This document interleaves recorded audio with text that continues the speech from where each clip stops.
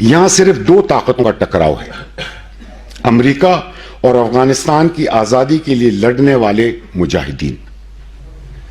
باقی سب شامل باجا کی حیثیت رکھتے ہیں۔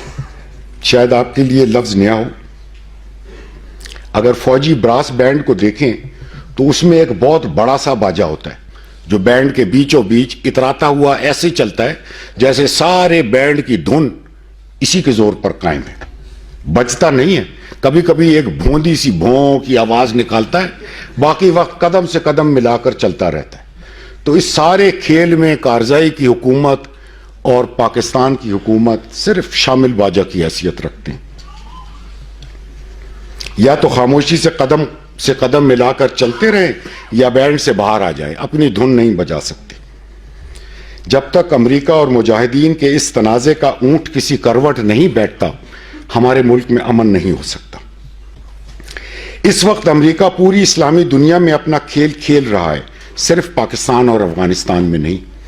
ہم دیکھ رہے ہیں کہ ایران اور سعودی عرب کے ساتھ تعلقات کے بیلنس میں تبدیلی آ رہی ہے۔ جب کھلاڑی شطرنج کے مہرے ہلاتا ہے تو ایک چال سوچ کر نہیں ہلاتا، مجا ہوا کھلاڑی ہر چال سے پہلے اپنے ذہن میں ساری چالیں چل لیتا ہے، جیت کا ایک خاکہ اس کے ذہن میں ہر چال پر بنا ہوتا ہے۔ اور امریکہ تو دنیا کے سٹیج پر کھیل رہا ہے اور ہم پر بادشاہ کے روپ میں پیادے حکومت کرتے ہیں۔ اگر ہمیں کچھ سجھائی نہیں دیتا تو کم از کم دکھائی تو دیتا ہے کہ باقی مسلم ممالک میں امریکہ کیا کر رہا ہے، کچھ وہیں سے سیکھ لیں۔ امریکہ سے اچھی توقع کیوں؟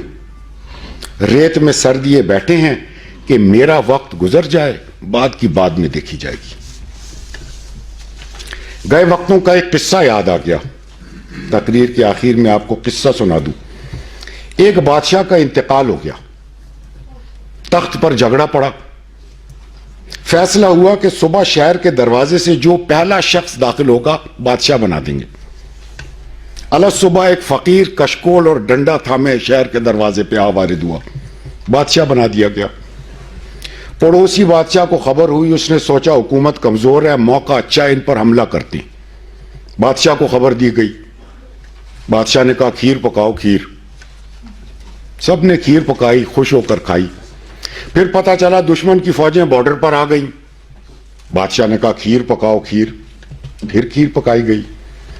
پھر خبر آئی کہ ہماری فوجوں کو شکست ہو گئی، پھر کھیر پکی۔ اسی طرح خبریں آتی رہیں، کھیر پکتی رہی، یہاں تک کہ بادشاہ کی فوجیں شہر میں داخل ہو گئی۔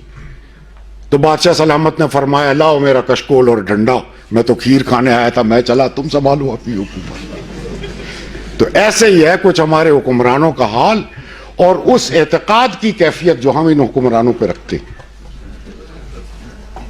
ابھی دشمن کی فوجیں ہمارے شہر تک نہیں پہنچی، ابھی کھیر کھائیں۔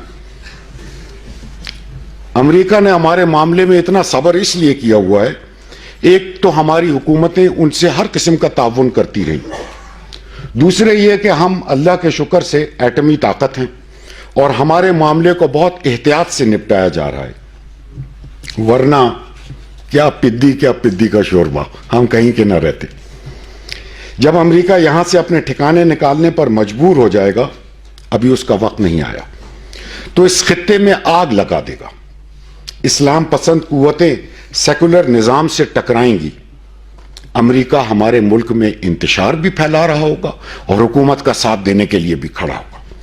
ہندوستان کی فوجیں ہمارے بارڈر پر بیٹھی ہوں گی تاکہ ملک میں فوج کے ہاتھ کمزور کر کے اندرونی خانہ جنگی کی آگ کو اور بڑھایا جا سکے۔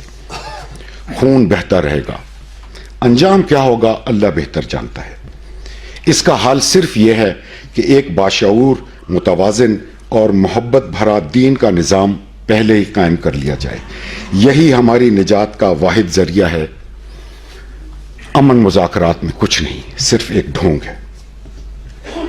ملک کی طاقتور قوتوں کو آج یہ سوچنا ہوگا، ابھی بھی ہمارے پاس وقت ہے، اسے کھیر کھانے میں ضائع نہ کریں۔ جزاک اللہ۔